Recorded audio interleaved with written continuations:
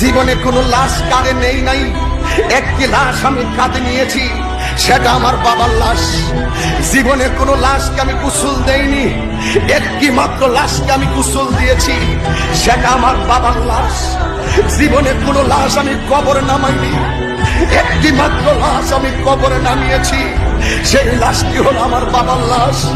একটি অনুরোধ করে দিয়ে যাই যুবক তোমাকে, আজকে তুমি অস্থির হয়ে পড়েছ, আজকে তোমার বাবাকে তুমি শত্রু মনে করতেছ।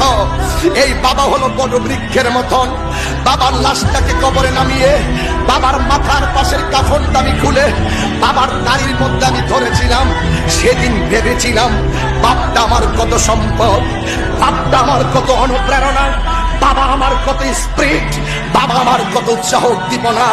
জীবনে কোনোদিন বাবার মনে কষ্ট দিও না, জীবনে কোনোদিন মায়ের মনে কষ্ট দিও না।